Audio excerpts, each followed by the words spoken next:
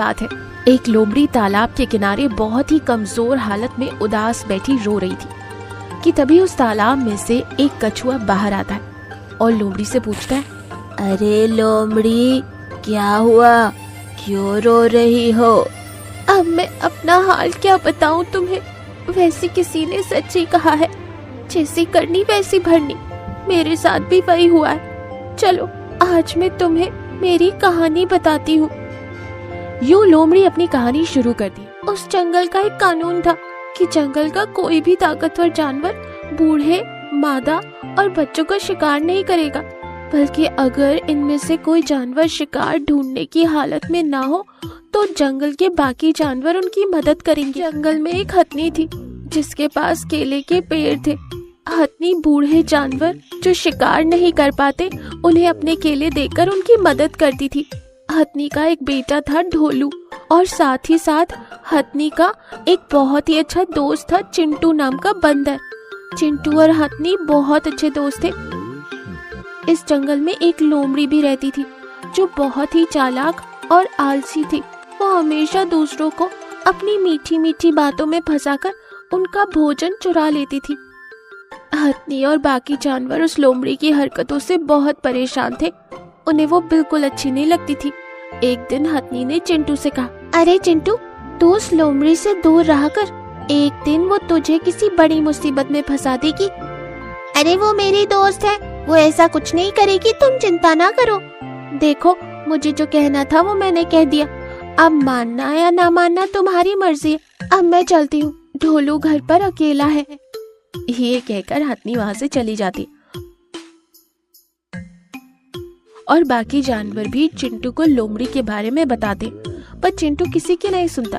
अगले दिन चिंटू लोमड़ी से मिलता है और बातों ही बातों में वो हथनी की कही हुई बात लोमड़ी को सुना देता है।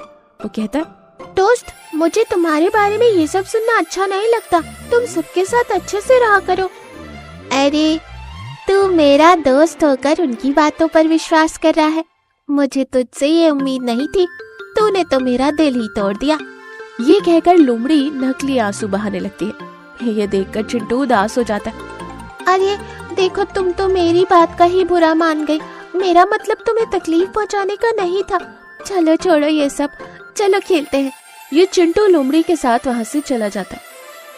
उसी दिन शाम को हथनी बूढ़े जानवरों को केला दे रही थी कि तभी उधर से गुजर रही लोमड़ी हथनी को देखकर अपने मन में सोचती, अरे ओ हथनी, तू इतने बूढ़ों को केला देकर महान बनने की कोशिश कर रही है और मेरे खिलाफ चिंटू के मन में नफरत घोल रही है। अब देख मैं तेरे और चिंटू के बीच में कैसी दरार डालती हूँ। ये सोचकर लोमड़ी उस रात चुपके से ही हथनी के केले चुराकर खा लेती है और उन छिलकों को ले जाकर चिंटू के घर के बाहर फेंक देती है। अगले दिन सुबह जब हथनी पेड़ के पास जाती है तो पेड़ पर केलों को ना पाकर परेशान हो जाती। वो इधर उधर ढूंढने के लिए निकलती है। हथनी ढूंढ ही रही होती है कि तभी उसकी नजर चिंटू के घर के बाहर पड़े केलों के छिलकों पर पड़ती है।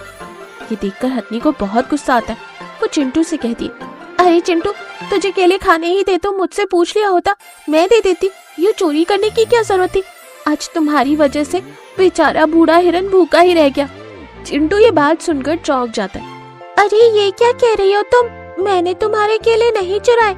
हथनी बूढ़े जानवरों को भोजन नहीं मिला इस बात से दुखी थी और वो चिंटू की एक नहीं सुनी और वहाँ से चली जाती है। चिंटू उसे रोकने की पूरी कोशिश करता है पर कोई फायदा नहीं होता। चिंटू बहुत उदास हो जाता है और ये सब वहीं पेड़ के पीछे छुपी लोमड़ी देखकर मन ही मन खुश होती। हथनी के जाते ही लोमड़ी चिंटू के पास आती और अनजान बनने का नाटक करती। अरे चिंटू, क्या हुआ, क्यों तो इतना उदास है? चिंटू लोमड़ी को सारी बात बताता है। मैं जानती थी कि एक ना एक दिन हथनी ऐसा ही सुलूक करेगी तेरे साथ, उसका यही असली रूप है। वैसे उसकी ये मजाल कि वो तुम्हें चोर कहे।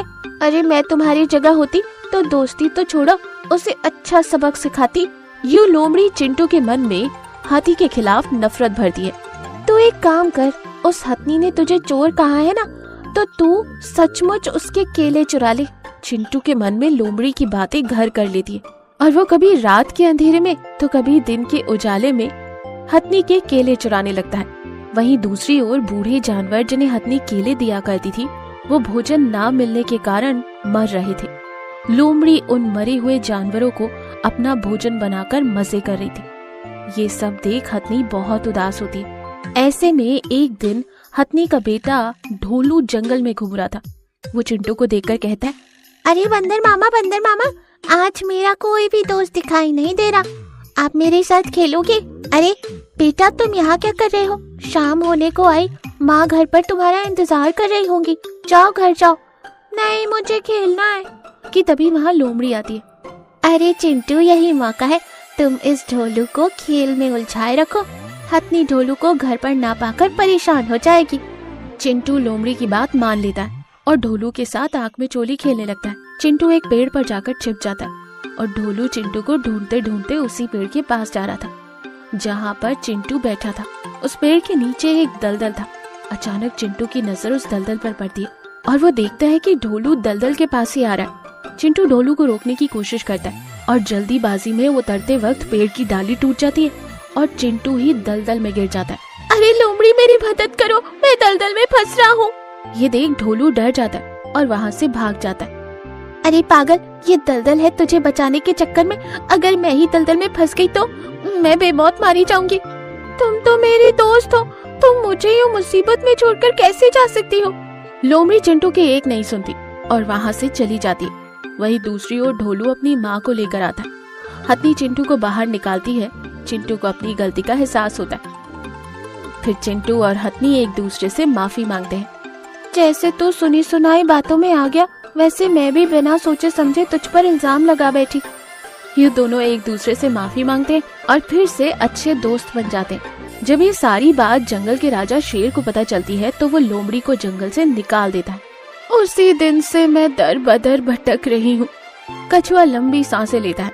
ये तालाब भी सूखने को आ गया है, अब मुझे अपना ठिकाना कहीं और बनाना होगा। मैं जा रहा हूँ। ये कहकर कछुआ वहाँ से चला जाता है और जाते जाते एक छोटा सा गाजर का टुकड़ा लोमड़ी के पास रखकर जाता है। लोमड़ी के पास